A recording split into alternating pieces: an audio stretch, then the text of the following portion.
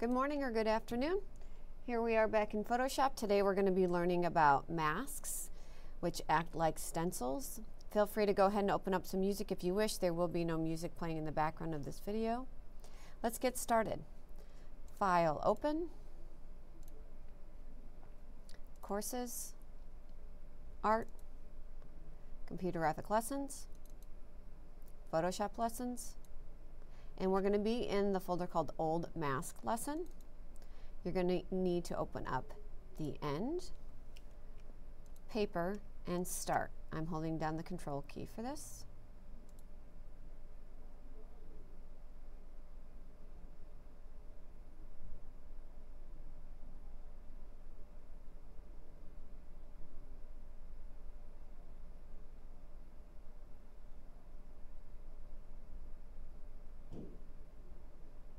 Okay, so let's look at the end file. Ours is going to look considerably different than this. We're going to expand upon the masks beyond the basic lesson, but as you can see, we're going to be assembling a collage, a variety of different images, and we're going to use masks to do that. Go ahead and close that end file. The paper file we'll be using later. Let's save the start file in your computer graphics lessons, and I'd like you to simply call it mask. Okay, so if I haven't already made it abundantly clear in class, a mask is simply a way of making selections, blocking things out without completely deleting them. Think of it like a mask on your face. You can only see portions of the face, like the eyes or the nose or the mouth. Doesn't mean the rest of your face is gone, it just means it's covered up by the mask. That's one of the basic benefits of a mask, is that you don't ever completely delete something. Also, it's easy to edit. All right, so let's go ahead and get started. Let's go to our layers panel, and I want you to make sure that you are on the Buddha layer. We're going to go ahead and start by applying what's called a layer mask. At the bottom of your panel are these buttons. We've already used some of these before. Today we're going to use this one for the first one. It's called Add Layer Mask, so simply click on that. In the layers panel, you will see that there is this white square added. Please do that now. Okay. With the mask active, and I know it's active because if I click on the little thumbnail here, I'm clicking on this right now, I get a white box around it, and your default colors will go back to black and white. Okay, that's how masks are made. They're made using painting with black and white. Let's reset that so it's black on white. Keep this in mind, black is going to add a mask, white is going to erase the mask. I want you to grab a standard size brush tool. I want you to size it till it's appropriate, but I do want you to use a soft edge brush, so I'm going to go back to my basic brushes. You want a soft edge brush, and I'll explain why that's important in a little bit. And we're going to go ahead and we're going to start painting around the statue. Let's double check and make sure our opacity is set at 100%. But you're going to paint around your statue. Now it looks like it's erasing it, and I'm going to break this down for you in a little bit.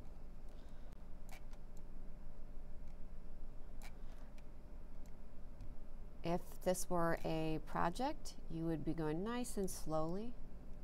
I'm going to be a little sloppy just because I want to get us through this lesson. I want you to have ample time in class to work on the project.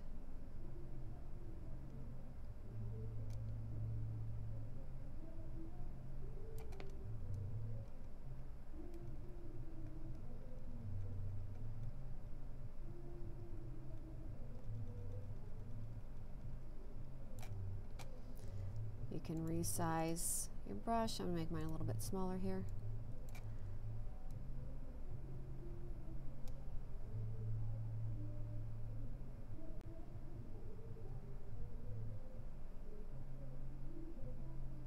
Let me explain briefly why you use the soft edge brush. You do that because you don't want to use a really crisp edge because it looks fake. It almost will look like somebody took a pair of scissors and just cut along a line. And because of the way our eyes work, we have pretty poor eyes as animals, and so the edges of things aren't super crisp. In fact, they're slightly blurry. So sometimes using a blurred brush like this makes the selection just look a little bit better. All right, so let's break this down. So look in your layers pen, you'll now see that there's like this black outline. I'm painting a mask. I'm painting a film, so to speak, that's simply blocking out everything that's there. It's not deleted. If you look closely, you can see in the thumbnail, all of the picture is still there. Why is this beneficial? Well, because I can continue to edit this. I can come back any day or night, as long as this layer mask is still on there, and I can edit it, and here's how. So if I click on it, you have to make sure you click on the mask. I can go back in and I can add more black to the mask. I can also erase. So let's say, oops, I accidentally went over the head too much there. All I have to do, flip this color so that you're painting with white, and it brings it back. That's nice simply because sometimes you will need to do that. You'll have to refine your masks. So white is going to erase where that mask is placed. Black is going to add. So take a few moments and make a really nice mask, masking out around your Buddha. If it helps, you can turn off the other layers below. Okay, go ahead and do that now. And when you're done, go to File, Save.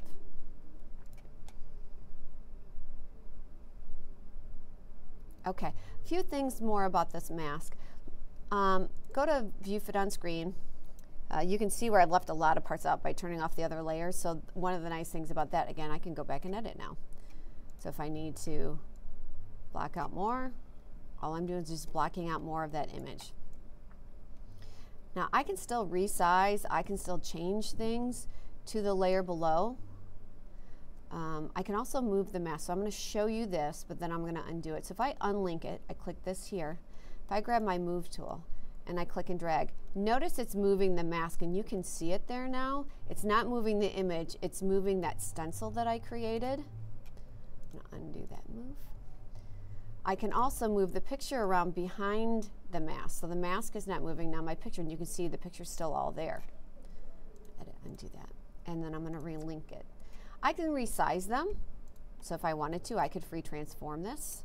And because they're linked, it's going to resize both the statue and the mask at the same time. Okay? So go ahead and do that. Just resize your Buddha statue. Either make it a little bit bigger or smaller. I don't really care which. And then go to File, Save. Okay, I'd like you to turn off the Buddha layer, and I want you to turn on the writing layer. Click on it to make sure it's active. We're going to apply another layer mask, so let's go ahead and do that. Click that button now. Okay, now we have another blank stencil. We haven't added anything to it. This time I'm going to show you a gradient stencil. So underneath the paint bucket is the gradient tool. We need to reset. Let's reset our gradients, just in case they're not the default. And I want you to pick the black to white, or foreground to background. And you're going to click and drag. Remember that black is going to add a stencil and white is going to erase or mean clear. So if I click and drag across this, notice this is where the black would have been, this is where the white would have been. So it's gradually fading that. And if you look here now, you can see a gradation that's been created as a stencil, and it kind of masks that out. Do that now. Okay, go to File, Save. And we're going to move on. Okay.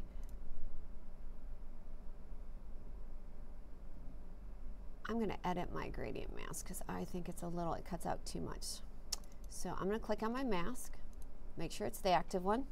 I'm going to keep this gradient tool, and I'm going to pull that, there we go, because I just want to make it blur a little less. So see how that's great? You can always come back and edit it. I just went back and edited it again. All right, let's turn on the background layer, and I want to turn off everything else for just a brief moment here. And I'm going to show you how you don't always have to start with a layer mask. We're going to select the space in between the windows here. So I want you to use a new tool. It's called the Polygon Lasso tool. And we're just going to click. You click and add points. I'm just clicking corner to corner, corner. I'm clicking, clicking, and clicking. And then I'm going to add this to selection. So I'm going to hold down my Shift key because I'm adding. And we're just going to highlight where the blue is. Click, click, click, click, click. Still holding down my Shift key this whole time.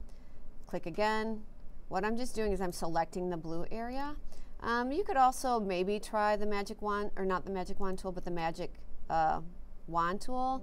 If the blue's all the same, you could do that way. I'm showing you that you can start with the selection first and then apply a mask, instead of the other way around where you apply a mask first. But go ahead and do that till you get all of the blue area selected. Go ahead and do that now. Okay, and this is where sometimes you have to inverse depending on how you make the selection. Double check to make sure you're on your background layer.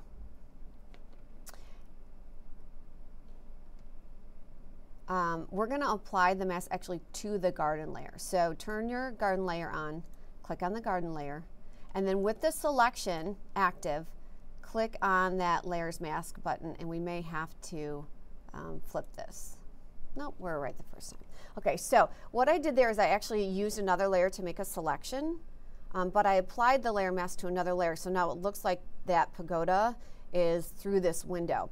And I'm going to show you again this moving option. So unclick or unlink the layer with the mask, grab your move tool, click so that you are on the thumbnail of the image, not here, and then notice you can move that behind the mask so it's still there, okay? You could free transform it again if you wanted to. Go ahead and relink those when you're done, and please go to File, Save. Okay. We're going to need to expand our canvas size here because we're going to add some stuff to the top and bottom. So let's go to Image, Canvas Size. And we're just going to leave this where it is. And for the height, I want to add another 5 inches. So let's click 10 and click OK.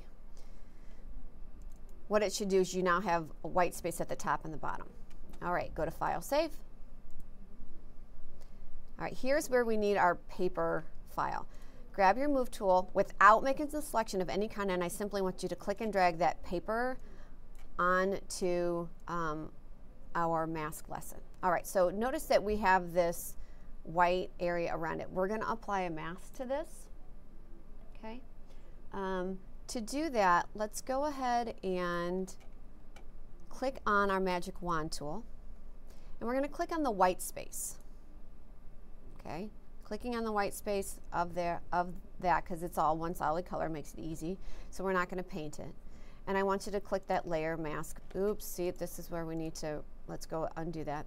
Before we click that layer mask button, let's inverse that. Go to Select, Inverse, so we've actually selected the paper, and then we're going to apply that mask. So what we've done is we've masked out that white. You can see it left a little sliver there. So I'm going to turn to my brush tool. Click on this. You have to make sure you click on this, and we're going to add it to the mask so we have it set to black, and I'm just going over that. Okay. Go ahead and zoom in on the edge, and I want to show you how to refine it. Now this is a really complex edge. Sometimes when you do that, where you use the magic wand tool and you make a mask out of it, it grabs it well, and sometimes it doesn't, sometimes it doesn't. This time we're going to just double check it. So make sure your mask is selected. And I want you to go up to Select, Refine Mask. Okay, we need to change a couple things here. Click on this View drop-down, and I want you to go to On Black. Okay, what that does is it just puts it on like a black background so I can see the edge.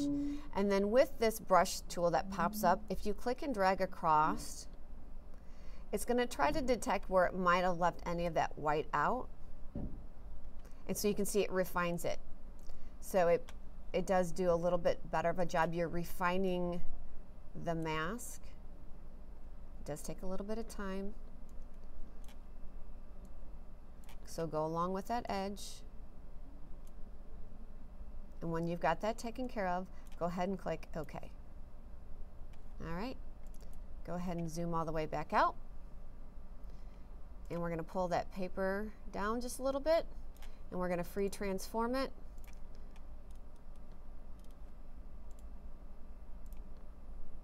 Just want to stretch it so it reaches the top. Okay, go to File, Save. Okay, we're going to make some copies here. So let's take our layer 1, and I want to rename this, and I want to call it Top Paper. I want you to drag that down to the new layer button. We're going to make a copy of that. I want you to rename this. I want you to call it Top Paper 1. All right. We're going to go ahead and make another copy. In fact, we're going to make 2 more copies. Okay. So we've got Top Paper 1, Top Paper. We're going to name this one Bottom Paper 1. Actually, we're going to delete this one, so stay right there. Okay. For the top paper and Top Paper 1, I want you to hold down Shift. We're going to click on the drop down, and I want you to go to New Group and call this Top Paper. This is the first time you're using groups. Notice what happens. You get this little folder with a drop down arrow. If I, well, it didn't put it in there. If it doesn't, it should put it in there. If not, you can click and drag. Put that top paper, both of those top paper layers inside that folder. So now if I click on the drop down, there they are in that folder. It just helps kind of group layers together when you get very complex projects where you have multiple layers. All right, now click on your bottom paper layer. Let's go to Edit, Transform, and I want to flip vertical. What we're just doing is we're just flipping it so that the decal edge is on the bottom. Now we're going to make a copy of this. Okay. And we're going to name it Bottom Paper. Okay, so you've got a Bottom Paper 1 and Bottom Paper, and we're going to do the same thing. We're going to go to New Group. Let's call it Bottom Paper, and you're just going to move both of those into that Bottom Paper folder. Okay, everybody good? So you've got a Top Paper folder, you've got a Bottom Paper folder. All right, let's open up that Top Paper folder, and on the Top Paper 1 copy, I want you to go to Image Adjustments, and we're going to change the hue and saturation. And I just want you to change the color using the hue. Don't care which way you do it. You're just making a different color. You got a different color paper stacked on top of a normal color paper. And then close that. Open up the bottom paper. Do the same thing. So on the bottom paper number 1, that's the one on top. Image Adjustments, Hue and Saturation. Change your color. Again, don't care what you do, what color. Just change colors. That's obnoxious, but let's do that. And then go ahead and close that. Please do that now and go to File, Save.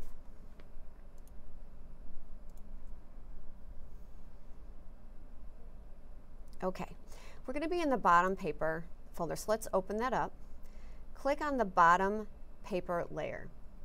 We're going to add to the mask here. I want to show you a couple other nice features of using masks, not just because it saves what's all there on the layer. Also, it's way easier than using the lasso tools or any of the other selection tools. So click on the mask for this bottom paper 1. I want you to grab the pencil tool. Don't care what size you have set, but I want you to come across it, and I want you to literally draw your name. Mine's kind of sloppy. But what's happening is there's no way I could have made that selection. But what it's doing is it's masking out where I drew, and it's showing the paper copy that's underneath. Okay, to illustrate that, we're going to do that. We're going to do it with another tool. So go ahead and write your name in there, and then go to File, Save. Okay, now we're going to even do something a little bit more cool. Make sure you're still on your stencil. This time I want you to grab the regular brush tool. I want you to load the special effects brushes, and I want you to grab the leaf brush. Let's leave it at about 84 pixels for size. Click on the expanded brushes panel, which is this button here. I want you to make sure your scattering is on, and if you want to fine tune it more or less, don't care. Okay. And then you're going to come across your image before you paint. Double check to make sure you're on the bottom paper. Okay, we're set on black because we're masking out, so we're covering up part of the green. Now if I click and drag, look what's happening. Pretty cool stuff, right? So what I'm doing is I've masked out part of the green, so it's showing that yellow underneath. So go ahead and do that now, and go to File, Save. All right, go ahead and close that folder, and we're going to expand the top paper folder. Want you to go ahead and grab your type tool. I want you to reset your default colors. And we're going to come up on top here and we're just going to click. Let's set our font to size 72. And I just want you to write the word hello. You can pick whichever font you want. I like that one, why not? You want it nice and big, and I want you to pick a font that has fairly thick letters to it. All right, so now we have this black lettering. It's very important. Your text has to be set to black or this isn't going to work. We're actually going to use this to make what's called a clipping mask. So I want you to drag the top paper 1 copy, that's your colored piece of paper, on top of the word hello. I want you to hold down the Alt key, and then I want you to let your cursor hover between these two, so right on that line. So if I'm not right on the line, I get my finger little icon here. If I'm right on the line, I get this weird looking icon. Now all I have to do is click. And it made a mask through this. So it masked out everything except where that text was. That's called a clipping mask. Here's how I know it's a clipping mask. See this arrow here? It's telling me that these 2 layers are clipped together. Think of them as like a paper clip. Okay, so go ahead and try that now. And then go to File, Save. Okay, I want to show you that you can still edit the font, so click on your type layer. If you grab your type tool and you select, highlight it, you can still change your font. It's still editable. Is that a word? I hope it's a word. But so you can go ahead and change that font even after you've applied it as a mask, which is a nice option. Okay? Pretty cool stuff. All right, go to File, Save. All right, we're going to go ahead and I want to turn off everything except my house layer here. So I'm going to zoom in.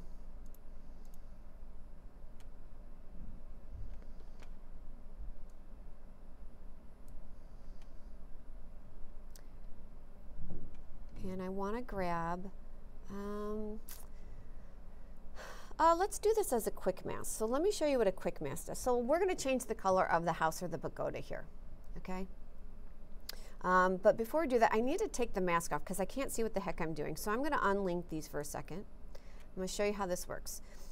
If you click on the thumbnail, if you come over into your channels panel, you can see something called a garden mask. If your channels panel is not open, remember, go to Window and open it. Okay, there's your channels. You can make it visible or not, just so you can see what you're doing. So just turning it on and off applies the mask. Let's go ahead and relink those just in case. All right, we're going to apply another quick mask. So we're going to click on a new button here, which is called Quick Mask Mode. I want you to click on it. It's not going to look like anything happens. In your channels panel, this thing called a quick mask is going to pop up. I want you to grab your brush tool. You'll need to go back to your basic brushes. And I want you to go ahead and paint over where your pagoda is. Now, you're going to be asking, why is this showing up red? Well, believe it or not, this whole time, that's what you've been painting with when you've been painting black, because masks show up as what's called the ruby lith red, which is old school what silk screeners and other graphic designers would use to make masks and stencils. They would use this red film. So they made it red in Photoshop, so it kind of helps those guys, those old fogies, understand it, okay? So what we've done is we've added a mask here, which would mean it would black it out. We don't want to do that, so I'm going to show you how to use what's called a quick mask. Quick mask is just a temporary mask because it's easier to paint that selection on basically than it is to try and use the lasso tool or the magic wand tool or any of those other ones. Click on the same button you used to get into quick mask mode and you're going to get marching ants. Okay, we need to inverse this, and this is where it gets a little confusing. Inversing it because we actually want the area of the house selected. Red is blocking it out. So we are essentially selecting everything except the house. So sometimes it's easier to paint the house and then just flip the selection. Okay, so now with this selected, we're going to go to Image Adjustments, and let's change the color of the house to whatever color. Okay, I'm in Hue and Saturation. And then you would deselect, right? It's a quick mask. It's not saved. I can't see it in there. It's no longer in my channels panel. It's called a quick mask. Quick masks, once you deselected them, they go away. They're not like these layer masks that are attached to a specific layer. Here's how you make a quick mask permanent. So let's go to select, reselect. Okay, so you have your selection. We're going to go up to select, save selection, and I want you to simply call it house. And then deselect it.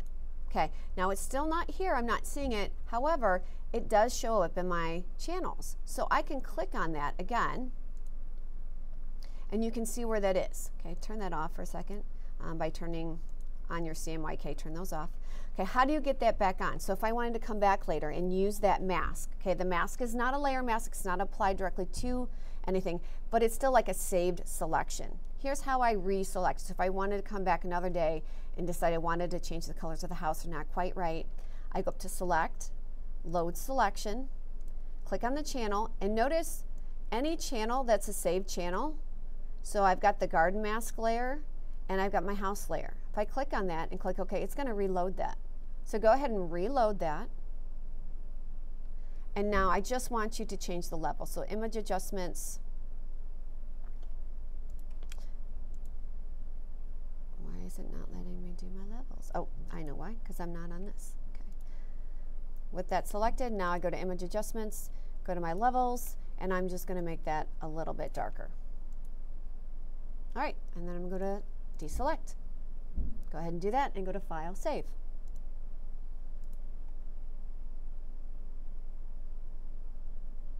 Okay, last thing we're going to do here is we're going to just simply apply a filter, have a little fun, and then we're going to move on. So let's go ahead and turn everything back on. All of our layers back on. I want you to click on the garden layer, and I want you to make sure you click on the thumbnail of the photo. We're just going to apply a filter. I'm going to show you how you can still apply a filter even though you have a mask on it. First thing we're going to need to do though is we're going to need to probably change our mode. So let's go to image mode, and I want to change it to RGB. Click don't flatten, because I want to use a specific filter that you can't use under CMYK. So now we're going to go to filter, and I want to go to filter gallery, and we're going to use under distort, we're going to use the glass filter, and you can increase or decrease. We're just making it look like it's through a piece of frosted glass. And that's it. Notice it doesn't make any changes to your layer mask or any of those things. It works perfectly fine on that image that's there. Go ahead and go to File, Save. And you are done with this lesson. We will have a follow-up lesson just to reinforce the masks and how you can use them together. Good job. And we are done.